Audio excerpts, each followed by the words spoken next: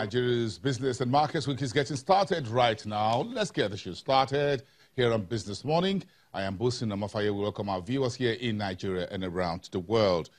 This is what's making the news this morning. Our Business and Markets Week is looking fragile. No thanks to the petrol products subsidy or scarcity, even as this week is looking to be a little bit short because of the long Easter holiday, which starts on Friday. So this week will be down to 4 business days, but the petrol scarcity is already hitting in there. The talks of this petrol subsidy removal advice by the IMF chief, Christine Lagarde, last week has sparked skews in Nigeria since Friday, but Nigeria's Minister of Finance, Zainab Ahmed, says there is no plan to cut subsidy in the country.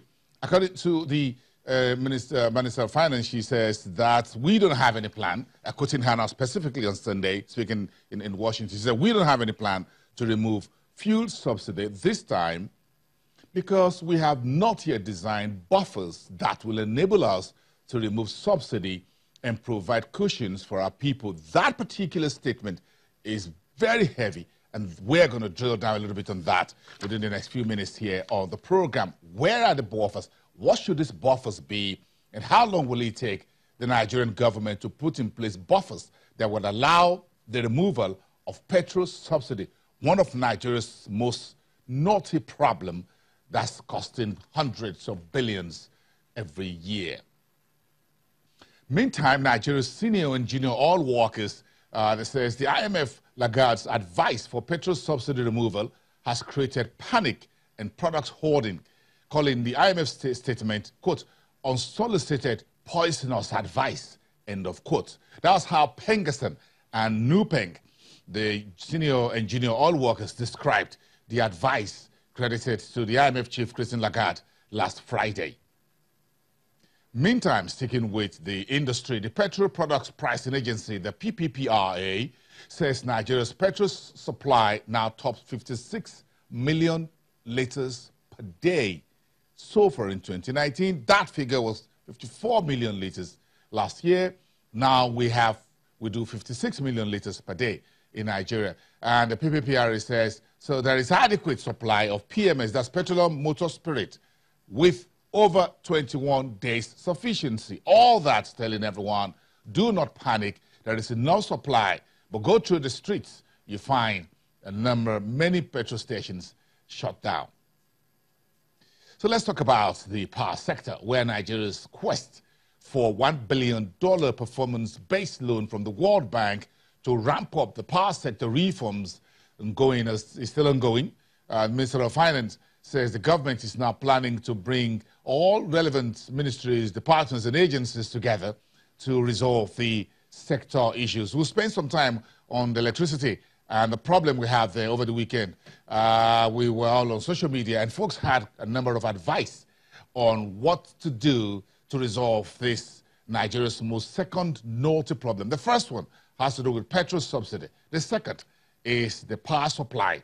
These twin problems is at the bane of Nigeria's industrialization. Meantime, the central bank chief, Godwin Emefiele, briefed the media in Washington on Sunday on the monetary policy focus talks with the World Bank and the IMF, which is those meetings concluded on Sunday, and says he presented the performance records of successful interventions by this central bank in sectors such as agriculture. Well, a little bit of that also.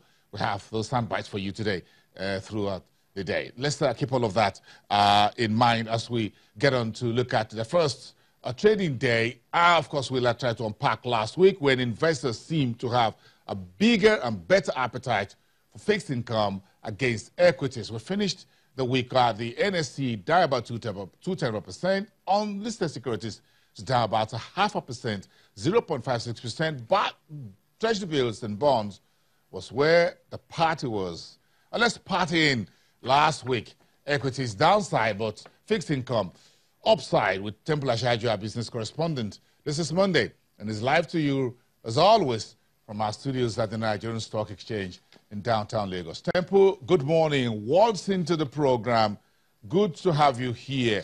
The big focus for you today, and I think tomorrow, perhaps for the next couple of days, will be this petrol marketers. This company is listed on the stock exchange. Some of them getting their share prices up on Friday.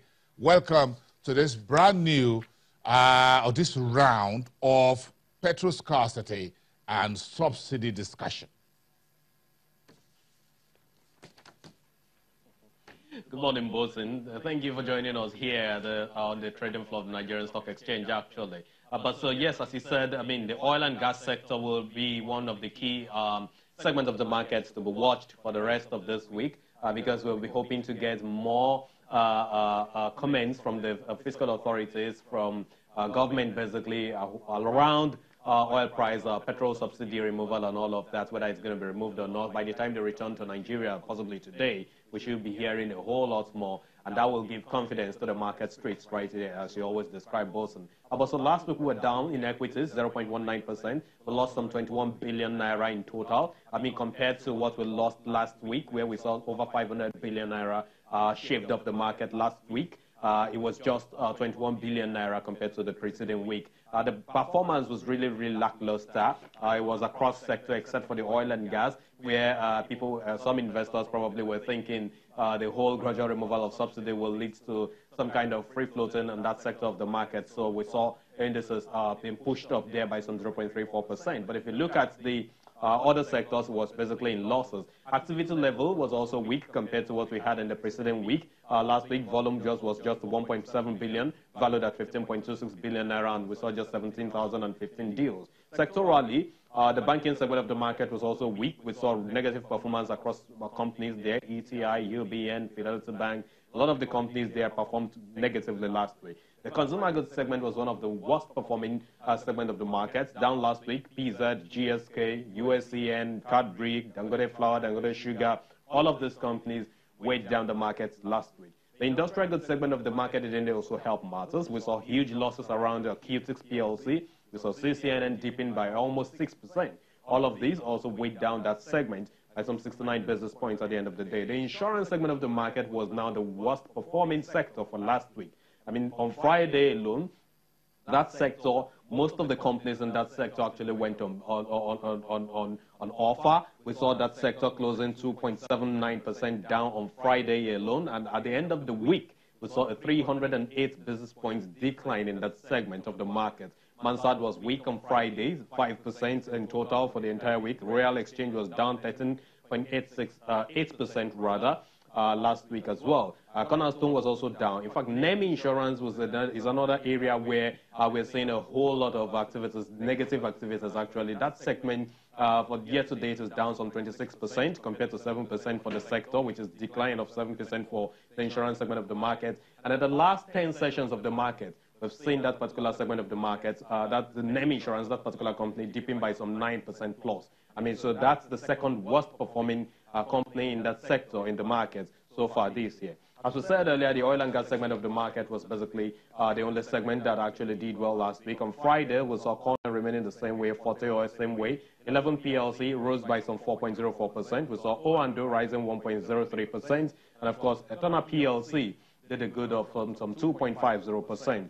A whole lot of other companies that you have in that sector really stagnant. For the USI of the unlisted securities market, as the NASDO2C was down almost 60 basis points. We got market capitalization at 523.66 billion naira, and of course, volume was at 49.30 million naira. Now we have 8 of the key companies tradable there, doing well out of the 38 companies. The Afriland, CSCS, the 2 companies that have so far proposed some kind of dividends, remain the attractions of that side of the market, except for Friesland Wanko Campina that also joined last week. As Bosin also hinted earlier, the fixed income side of the market was really attractive. That's where a lot of investors are selling down from equities and moving their money to. If you look at the bond side of the market, was bullish on throughout last week. We saw average bond yields lower by some 3 basis points to 14.22%. And of course, demand was seen across June 2019 for the greater part of last week, and of course, March 2024. But on Friday, at the secondary side of the market, we saw 53 deals valued at about 40 billion naira. And for the treasury bill side of the market, there was no open market operations auctions by the CBN last week. And then again, we saw week on week, treasury bills yields falling by some 43 basis points to 13.11%. But basically, open market operations maturity that we saw on Thursday, around 31.8 billion naira, was able to increase the level of liquidity that we saw in the market last week, Bosun. Temple, a bit of news, which is basically around the petrol subsidy and the listed oil and gas companies on our market, and what's the outlook for this week? What are you learning to start this trading day? Well, we're still seeing a bit of sell down in the market.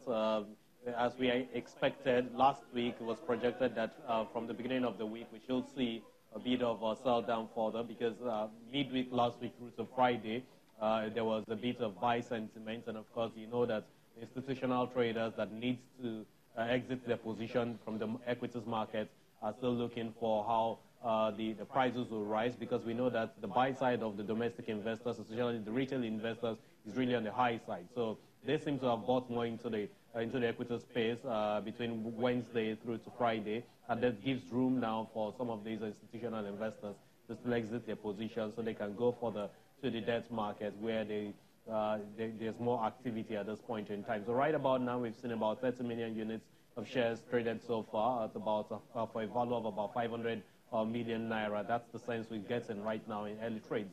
We know that Nestle has contributed massively to the sell down because it's currently down in share price.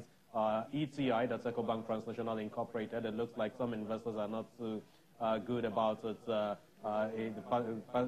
current position, trying to go to the Eurobond market. But it also looks like some people are trying to sell down their position in this, so they can go and purchase the Eurobond of ETI and the international space. Then you have FDN Holdings. Quite a number of investors are still reducing their holdings in this particular company at this point in time. So, but there's a bit of a buy side as well. Bargain hunting has been taking place in a few counters. Last week, the stock exchange actually announced the reduction that we saw in some adjustments rather in prices for some companies. Guarantee Trust Bank is one of them. FBN Holdings, FCMB rather, is actually one of them.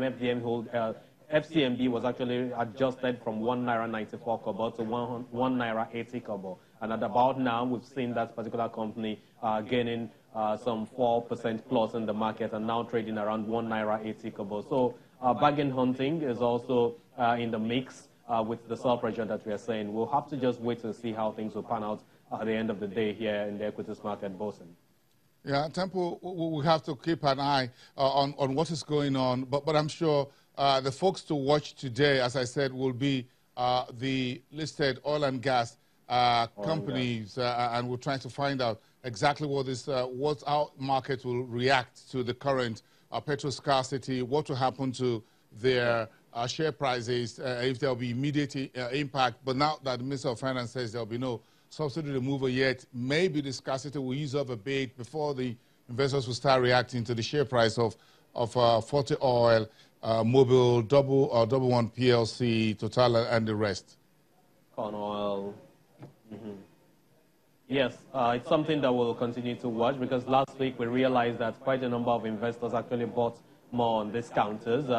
Owando was one of those companies that actually realized some gains. A lot of these companies have actually been stagnant in terms of share price, but we'll see how they react further to this today. Are they going to sell down? Are they going to reduce their holdings further? Total last week, for example, gained on Friday rather, was able to record some 200,000 worth of its units traded. That's a retail buying actually. So we'll see how things will pan out today. Now that this news is coming out, the extension to September for LLCs actually, we'll see how markets will react to that eventually. It's too early in the day to actually describe this. I think by noon or intraday trading, when we see some more traders, dealers coming into the market, we'll see how they'll buy or sell down on this particular counter. And of course, we'll be able to report that to the investing public person.